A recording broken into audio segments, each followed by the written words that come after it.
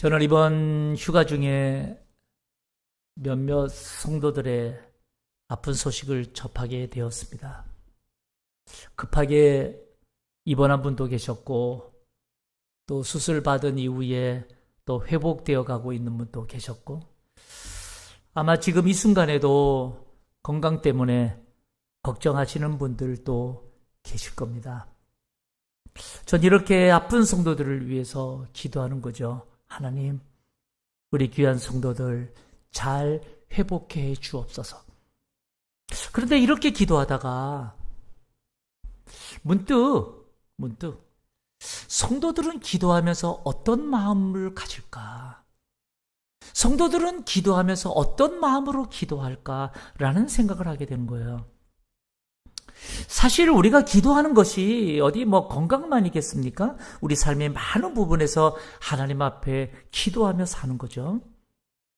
때론 아픈 환우는 기도하면서 병이 싹 낫기를 기대할 거예요. 인생의 문제 앞에 고통하는 분이라면 기도하면서 내 인생의 이 문제에 싹 해결되기를 바랄 거예요. 그것이 기도하는 이들의 마음일 거예요. 그런데 정작 우리의 현실은 어떤가? 물론 기도해도 금방 해결될 때 있어요.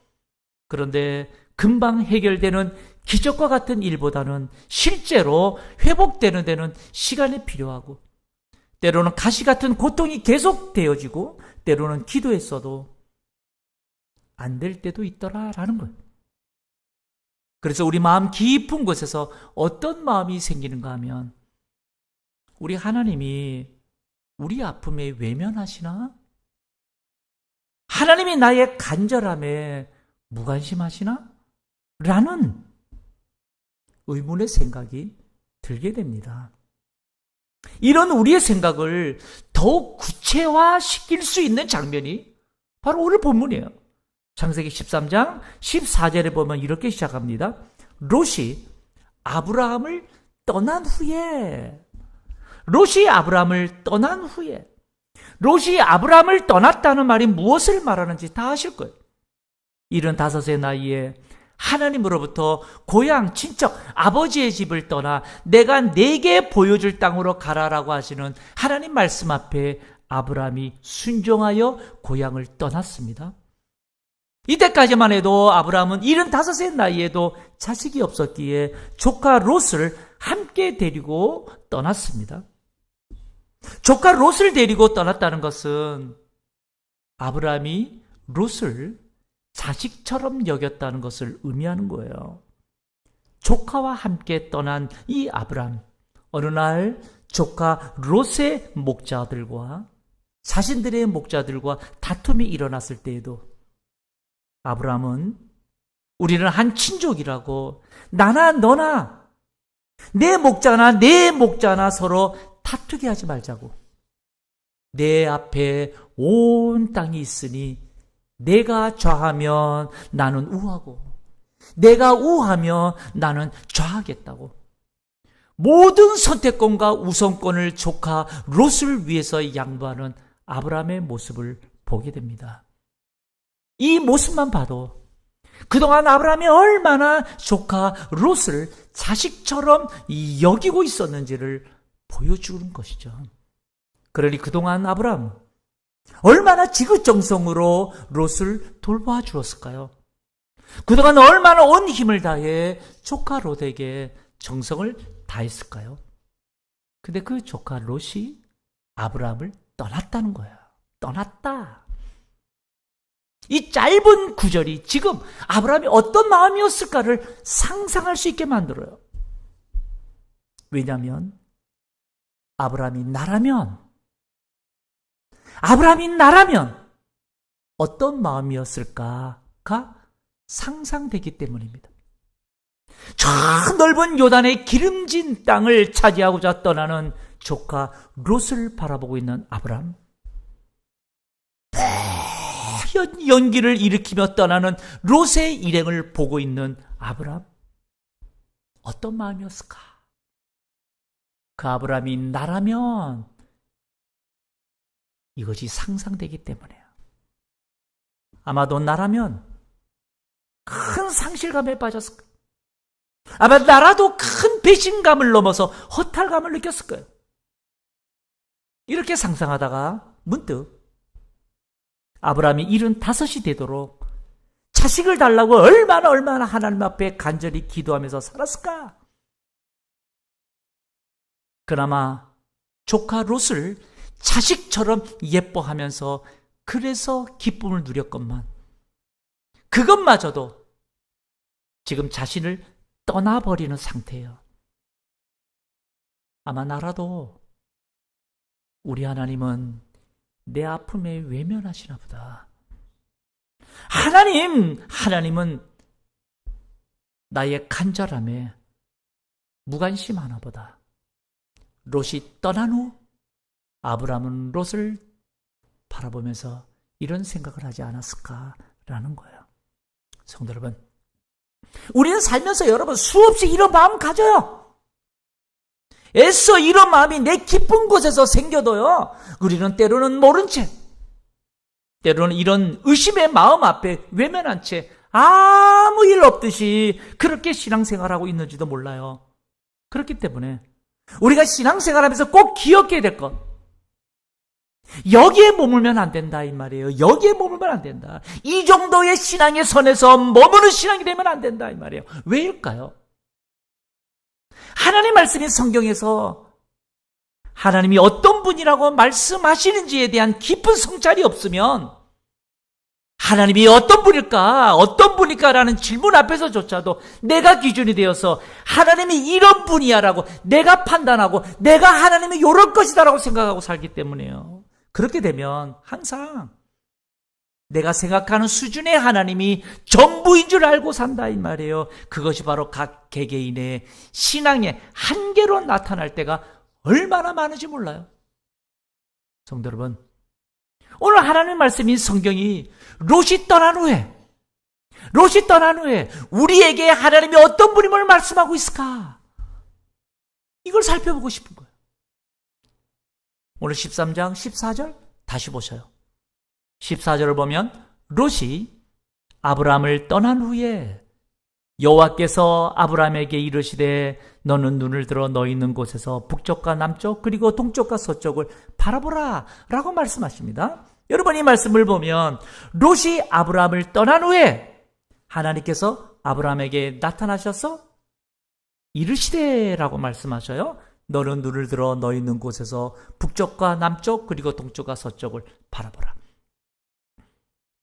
저는요, 이 14절, 처음 이 구절을 접할 때 너무 실망이 되는 거예요. 이 구절을 처음 접하는데요, 너무 실망이 되는 거예요. 왜? 롯이 아브라함을 떠난 후에 이제 아브라함에게 나타나신 하나님께서 그렇게 배신하고 떠난 롯에 대해서 아무런 말씀이 없다는 사실이에요. 아무런 말씀이 없어요. 지금 아브라함이 얼마나 절망하고 있는데, 얼마나 낙심하고 있는데, 어쩌면 아브라함의 저 기쁜 마음속에는 왜 하나님 내게 자식을 안 주셔서 롯을 자식처럼 키우게 하셨습니까? 그런데 그 자식처럼 키운 저 롯이 이제 저를 떠났습니다. 하나님 내게 왜 이런 아픔을 주셨습니까? 여러분, 아브라함이 하나님 앞에 원망의 마음을 가지고 있을지도 몰라요. 이런 마음을 다 아실 텐데 그 어디에도 하나님께서 아브라함에게 롯의 떠남에 대한 언급이나 위로의 말씀이 없으시더라 이 말이에요. 저는 이 구절을 보면서 실망했어요. 그러면서 하나님이 정말 우리의 아픔에는 외면하시나 보다. 하나님이 정말 우리의 고통에는 관심이 없으셨나 보다. 뭔가 모르게 이 구절을 보면서 우리 마음 깊은 곳에서 생겨나는 의심을 구체화시키는 것 같았어요. 그리고 다시 14절을 읽습니다. 14절을 읽고 또 읽는데 그게 아니었던 거예요. 14절 다시 보셔요. 14절을 다시 보면 롯이 아브람을 떠난 후에 여호와께서 아브람에게 뭐 하시되? 이르시되. 여러분 이 말씀을 보면요, 롯이 아브람을 떠난 후에 하나님께서 아브람에게 이르시되라고 말해요. 여기서 이르시되라고 하는 말은 말씀하시다라는 뜻이에요. 말씀하시다. 여러분, 말씀하신다는 게 무슨 의미입니까? 말씀하신다는 게 무슨 의미예요? 우리가 흔히 이런 말을 하죠. 죽은 자는 뭐가 없다고요? 말이 없다. 죽은 자는 말이 없어요. 근데 하나님께서 지금 아브라함에게 말씀하셔요. 말씀하신다는 건 뭐예요? 지금 하나님이 어떤 분이라는 거예요? 살아계신다는 분. 살아계셔서 아브라함에게 지금 말씀하신다는 거예요. 이 우주 만물을 창조하신 창조주께서, 지존하신 하나님께서 여러분 피조물에 불과한 인간 아브라함에게 지금 친히 말씀하고 있는 장면이 기록되고 있어요. 여러분 이 장면을 보면서 정말 하나님이 어떤 분이심을 성경이 말씀하고 있을까 이 말이에요. 여호와께서 아브라함에게 이르시되. 여러분 이 말씀은요, 우리 인생의 그 어떤 순간에도 내가 너와 함께 할게. 내가 너와 함께 있어. 하나님 말씀인 성경이 하나님이 어떤 분인지를 우리들에게 주는 메시지였어요. 그 하나님을 보라는 거예요. 그 하나님을 믿으라는 거예요. 그 하나님을 믿는 것이 바로 믿음인 겁니다. 시편 23편 4절에 보세요. 시편 23편 4절에 보면 이런 말씀이 있어요. 내가 사망의 음침한 골짜기로 다닐지라도 해를 두려워하지 않을 것은. 여러분 이 구절을 보면 우리 다 외우고 있는 거 아니에요? 시편 23편? 근데 보세요. 이 구절을 보면 내가 사망의 음침한 골짜기로 다닐지라도. 우리는 여러분 사망의 음침한 골짜기조차도 하나님 나 다니지 않게 해주세요. 하나님 내 인생 내가 하나님 믿는데 이 사망의 음침한 골짜기를 내가 어떻게 다녀요? 이 골짜기 없애주세요. 그렇게 우리는 간구할지도 몰라요. 그런데요, 아담의 죄로 타락된 이 땅은 이미 죄로 인한 그 결과를 받아야 하는 곳이 되었다는 사실이에요. 창세기 3장 23절에 보면 이런 말씀이 있어요. 창세기 3장 23절에 보니까 여호와 하나님이 에덴 동산에서 그를 내보내어 그의 근원이 된 땅을 뭐하게 하셔요? 이게 뭔 의미예요? 죄로 타락한 이후의 인간은 죄로 인한 결과는 땅을 갈아야 살 수 있는 우리 인생은 수고와 고통이 임했다는 거예요. 더 나아가 가인이 아벨을 죽입니다. 창세기 4장 11절 인간을 죽이고 난 이후에 창세기 4장 11절에 보면 땅이 그 입을 벌려 내 손에서부터 내 아우의 피를 받았은 즉 내가 땅에서 뭘 받아요? 저주를 받아요. 하나님의 피조 세계가 인간의 죄로 인해서 이제는 그 대가를 받게 되었음을 말하는 거예요. 그러니까 여러분 우리 인생은, 우리 인간은 사망의 음침한 골짜기를 다닐 수밖에 없어요. 우리는 여러분 죽는 그 순간까지도 우리 인생의 고난의 짐을 벗을 수가 없는 거예요. 그렇기 때문에 우리 인생은 해를 당할 수도 있는 거예요. 그러나 그런 삶에 우리 하나님을 믿는 자녀들에게 원하는 삶이 무엇일까 이 말이죠. 그것이 바로 믿음이에요. 믿음이 무엇인가 이 말이죠. 그럼 믿음이 무엇인가? 시편 23편 4절을 다시 보셔요. 4절을 다시 보면 내가 사망의 음침한 골짜기로 다닐지라도 해를 두려워하지 않을 것은 주께서 나와 뭐 하심이라? 함께 하심이라. 주께서 나와 함께 하심이라. 그가 나를 안위하신다는 거예요.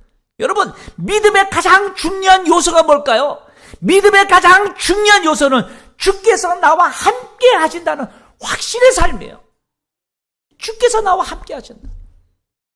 내 이 육신이 어떤 상황에 놓여있을지라도, 내 현실이 내 상황이 어떤 절망의 상황에 놓여있을지라도, 믿음이란 것이 뭐냐?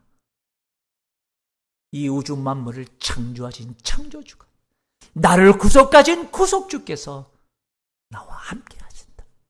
이걸 확신하는 삶이 믿음의 삶이다, 이 말이에요. 성경은 우리에게, 우리 하나님은 이런 수준의, 이런 깊이 있는 믿음의 삶을 우리가 살기를 원하고 계신다는 사실을 보이고 있어요. 그게 뭐예요? 아브라함에게도, 바로 우리에게도. 그렇다고 해서 그저 하나님이 함께 하신다 확신하는 삶에만 머물라? 그것도 아니에요. 창세기 13장 14절에 보세요. 14절 보면, 롯이 아브라함을 떠난 후에 여호와께서 아브라함에게 이르시되 너는 눈을 들어 너 있는 곳에서 북쪽과 남쪽 그리고 동쪽과 서쪽을 바라보라. 여기 보면 너는 눈을 들어 너 있는 곳에서 북쪽과 남쪽 그리고 동쪽과 서쪽을 바라보라고 말해요. 지금 아브라함은 조카 롯의 떠남으로 인해서 절망하고 있어요. 좌절하고 있어요. 그런데 하나님이 원하시는 우리의 삶은 뭔가 하면, 내가 너와 함께 하니까 현실을 넘어서 더 멀리 보라는 거예요. 더 멀리 보라. 멀리 보되 그냥 막연히 멀리 보라는 것이 아니에요. 내 눈으로 보는 북쪽과 남쪽, 동쪽과 서쪽, 그것이 무엇이냐 이 말이에요. 무엇을 바라보라고 말씀하시냐 이 말이에요. 창세기 13장 15절에 보면 이런 말씀이 있어요. 창세기 13장 15절에 보니까 보이는 땅을 내가 너와 네 자손에게 주리니 영원히 이르리라. 여기 보면 보이는 땅을 내가 너와 네 자손에게 주리니 영원히 이르리라. 여러분, 이게 무슨 말이에요? 거슬러 올라가서 아브라함이 처음 고향 친척 아버지의 집을 떠날 때 하나님이 아브라함에게 약속하신 바가 있어요. 아브라함이 하나님의 지시를 받고 이제 가나안에 도착했어요. 가나안에 도착했을 때, 그때 창세기 12장 7절에 보니까 이렇게 말해요. 여호와께서 아브라함에게 나타나 이르시되 내가 이 땅을 네 자손에게 주리라 하신지라. 내가 이 땅이 어디라고요? 가나안. 이미 이 땅을 주시마 하나님이 약속했어요. 그러나 생각해 보십시오. 지금 조카 롯과 헤어지는 순간에 하나님도 지금 원망스러운데 하나님이 내게 하신 약속 과연 실현 가능하다고 생각했을까요? 우리도 살다 보면 어려움을 당하고 사람에게 배신당하고 크게 아프면 우리의 믿음의 뿌리조차도 흔들릴 때가 얼마나 많이 있어요. 믿음의 사람들조차도 내 눈앞에 힘듦이 있거나 좌절이 있거나 아픔이 있으면 여러분 어떻게 돼요? 현재 형편에만 매여요. 현재 상황에만 매여요. 그런 상황에서 하나님 약속이 어디 보여요? 지금 당장이 힘든데 하나님 약속이 무슨 소용이 있냐? 그런데 하나님의 말씀인 성경은 우리 하나님이 어떤 분임을 말씀하고 있는가 하면 우리 인간이 느끼는 그 아픔의 순간에도 하나님의 약속은 흔들리지 않고 이행되고 있음을 믿고 바라보라는 거예요. 믿음의 눈으로 바라보라는 거예요. 성도 여러분, 분명 롯의 떠남은 아브라함에게는 낙심이요, 좌절이요, 아픔일 거예요. 우리 역시 우리 삶에서 겪는 낙심과 좌절, 아픔 앞에서는 어쩌면 우리의 믿음조차 흔들릴 수 있어요. 하지만 이때 우리가 꼭 기억해야 될 것, 내가 믿는 하나님은 내 삶의 그 어떤 순간에도 나와 함께 한다는 사실 믿으시기 축복합니다. 뿐만 아니라 나와 함께 하심을 믿는다면 하나님의 약속, 하나님의 인도하심, 하나님의 축복의 모든 것들을 바라보며 나아가야 됩니다. 나의 현실을 가까이에서만 보면요, 부족함 투성이고 두려움 투성이고 문제만 보일지 몰라도요, 그러나 나와 함께 하시는 그 하나님, 그 믿음의 확신으로 오늘을 이겨내시기를 축복합니다.